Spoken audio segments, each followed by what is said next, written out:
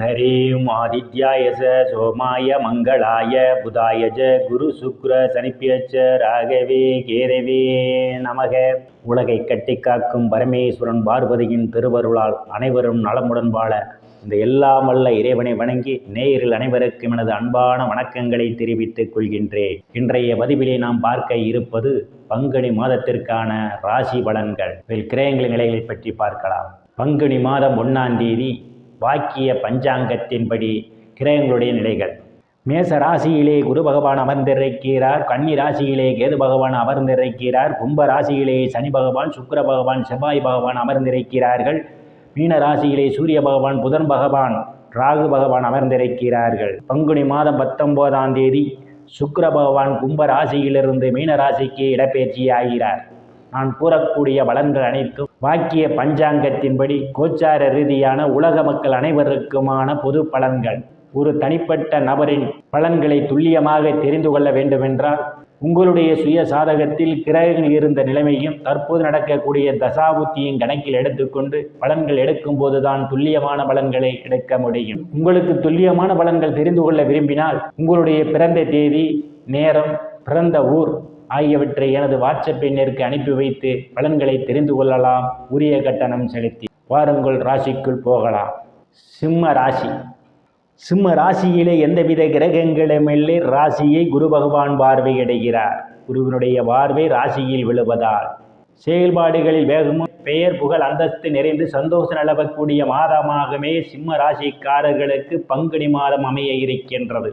தனங்குடும்ப வாக்குஸ்தானத்திலே கேது பகவான் அமர்ந்திருப்பதும் செவ்வாயுடைய பார்வை தனங்குடும்ப வாக்குஸ்தானத்திலே விழுவதாலும் பேச்சிலே கவனம் தேவை.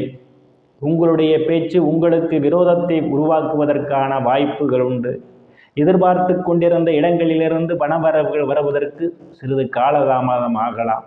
தைரிய வீரிய ஸ்தானத்திலே எந்தவித கிரகங்களும் இல்லை. தைரிய வீரிய ஸ்தானத்தை குரு பகவான் பார்வையிடுகிறார். தைரியமாக எதிரிகளை வெல்லக்கூடிய ஆற்றல் உங்களுக்கு உண்டு.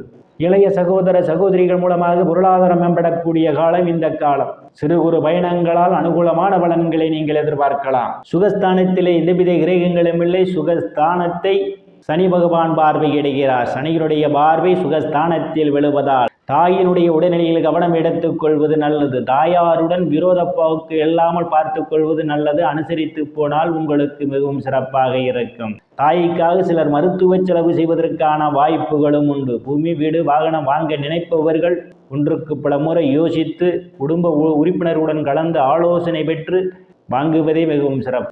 உறவினருடன் அனுசரித்து போவது நல்லது. இல்லையில் சண்டை சச்சரவுகள் ஏற்படுவதற்கான வாய்ப்புகளும் உண்டு. உயர்கல்வி படிக்கக்கூடிய மாணவ மாணவிகள் படிப்பிலை கூடுதல் கவனம் எடுத்துக்கொள்வது சிறப்பாக இருக்கும்.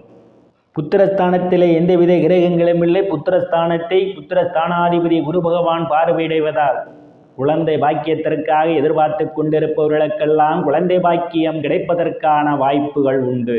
கலைத்துறையை சார்ந்தவர்களுக்கு இம்மாதம் இரட்டிப்பான வருமானத்தை நீங்கள் பெற முடியும். லாட்டரி, ரேஸ், குதிரை பந்தயம் மற்றும் சூதாட்டங்களில் ஈடுபடுவதற்கெல்லாம் ஒரு அபரிமிதமான லாபத்தை நீங்கள் பெற முடியும்.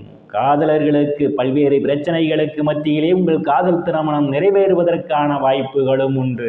குருமார்கள், சாது, சன்னியாசிகளை சந்திப்பதற்கான வாய்ப்புகள் உண்டு. அவர்களின் ஆசியும் ஆசீர்வாதமும் உங்களுக்கு கிடைக்கும்.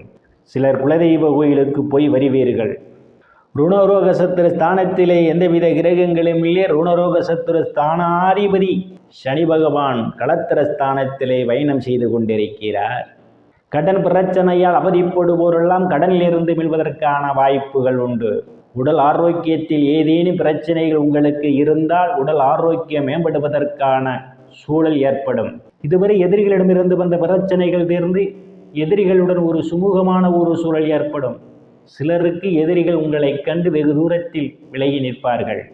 சனி பகவான் ஆட்சி பள்ளத்தோடு அமர்ந்திருப்பதாலும் பாக்கியஸ்தானாதிபதியும் சுகஸ்தானாதிபதியுமான செவ்வாய் பகவான் களத்திரஸ்தானத்திலே பயணம் செய்வதாலும் தைரிய வீரிய ஸ்தானாதிபதியும் முயற்சி ஸ்தானாதிபதியுமான சுக்கிர பகவானும் அவருடன் பயணம் செய்து கொண்டிருப்பதால் திருமண வயதுடைய ஆண் பெண் இருபாலருக்கும் திருமண தடைகளெல்லாம் விலகுவதற்கான வாய்ப்புகள் உண்டு. கணவன் மனைவியிடையே ஒரு அந்யோன்யம் நிகழும். கருத்து வேறுபாடு காரணமாகவும் வேலை விஷயமாகவும் பிரிந்த தம்பதிகள் எல்லாம் ஒன்று சேர்வதற்கான வாய்ப்புகள் உண்டு. பங்காளிகளுடன் இதுவரை இருந்து வந்த பிரச்சனைகள் எல்லாம் தீர்ந்து பங்காளியுடன் நட்புணர்வு ஏற்படுவதற்கான வாய்ப்புகளும் உண்டு. கூட்டு தொழில் உங்களுக்கு சிறப்பாக நடைபெறும். அஷ்டமஸ்தானத்திலே ராசிநாதன் அமர்ந்து கொண்டிருக்கிறார். லாபஸ்தானாதிபதியும் தனங்குடும்ப வாக்குஸ்தானாதிபதியுமான புதன் பகவானும் அவருடன் பயணம் செய்து கொண்டிருக்கிறார். ராகு பகவானும் பயணம் செய்து கொண்டிருப்பதால் சிலருக்கு எதிர்பாராத பண வரவுகள் கிடைப்பதற்கான வாய்ப்புகள் உண்டு. எதிர்பாராத நேரத்தில் உயில் இன்சூரன்ஸ், கிராஜுவிட்டி, போனஸ் போன்றவைகளால் சிலர் ஆதாயத்தை பெறுவீர்கள். இருந்த போதிலும் தேவையில்லாமல் அடுத்தவர் பிரச்சனைகள் தலையிடுவதை தவிர்த்து கொள்வது நல்லது.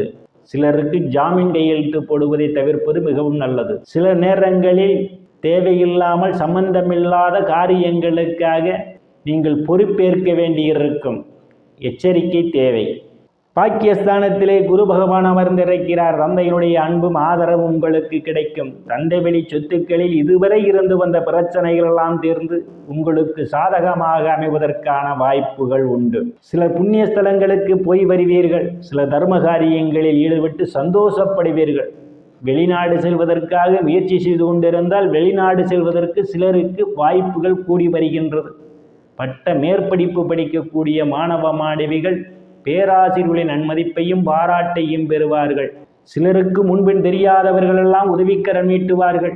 முயற்சி ஸ்தானத்திலே எந்தவித கிரகங்களும் இல்லை. முயற்சி ஸ்தானத்தை பாக்கியஸ்தானாதிபதியும் சுகஸ்தானாதிபதியுமான செவ்வாய் பகவான் பார்வையிடுகிறார். வேலை தேடுபவர்களுக்கெல்லாம் அவரவர் தகுதிக்கு ஏற்றவாறு வேலைகள் கிடைப்பதற்கான வாய்ப்புகள் உண்டு. பதவி உயர்வுக்காக எதிர்பார்த்து கொண்டிருப்பவர்களுக்கெல்லாம் பதவி உயர்வு கிடைப்பதற்கான வாய்ப்புகளும் உண்டு. அரசியல்வாதிகளுக்கு அரசியலில் நல்ல முன்னேற்றமும் உயர் பொறுப்புகளும் தேடி வரும். லாபஸ்தானத்திலே எந்தவித கிரகங்களும் இல்லை. லாபஸ்தானாதிபதி புதன் பகவான் அஷ்டமஸ்தானத்திலே அமர்ந்து கொண்டிருக்கிறார். மூத்த சகோதர சகோதரிகளுடன் அனுசரித்து போவது நல்லது. இல்லையேல் அவர்களுடன் வம்பு வழக்குகள் ஏற்படுவதற்கான வாய்ப்புகள் உண்டு. நண்பர்களிடம் அனுசரித்து போவது நல்லது. விரயஸ்தானத்தில் எந்தவித கிரகங்களும் இல்லை. விரயஸ்தானாதிபதி சந்திர பகவான் இம்மாதத்தினுடைய முதல் தேதியிலே அவர் பாக்கியஸ்தானத்திலே பயணம் செய்து கொண்டிருப்பதால் உங்களுக்கு சுப செலவுகள் ஏற்படுவதற்கான வாய்ப்புகள் உண்டு. சந்திராஷ்டமம். சிம்ம ராசிக்காரர்களுக்கு சந்திராஷ்டமம் ஏப்ரல் மாதம் 7ஆம் தேதி அதிகாலை 5:58 முதல் ஏப்ரல் மாதம் 9ஆம் தேதி காலை 8:27 சந்திராஷ்டமம் நடைபெறுகிறது. சந்திராஷ்டம நாளிலே தொலைதூர பயணத்தை தவிர்ப்பது மிகவும் நல்லது. அன்றைய தினம் முக்கிய முடிவுகள் எடுப்பது, முக்கிய ஆவணங்களில் கையெழுத்திடுவதை தவிர்ப்பது மிக மிக சிறப்பு. அன்றைய தினம் கோதுமையை தானம் செய்து சிவபெருமானை வழிபட்டு பணிகளை தொடங்குவது மிகவும் சிறப்பு. பரிகாரம். சிம்ம ராசிக்காரர்கள் விநாயகருக்கு சனிக்கிழமை தோறும் நெய்விளக்கு தீபம் ஏற்றி வழிபடுவதன் மூலமாக உங்களுக்கு ஏற்படக்கூடிய காரிய தடைகள் அனைத்தும் விலகும். சிம்ம ராசிக்காரர்கள் இறைவனுடைய திருவருளால் அனைத்து செல்வச் செழிப்பும் பெற்று சிறப்புடன் வாழ அந்த எல்லாம் வல்ல இறைவனை வணங்கி நேயர்களை மீண்டும் அடுத்த பதிவில் சந்திக்கும் வரை விடைபெறுவது ஜோதிடர் எஸ் ராமன். நன்றி, வணக்கம்.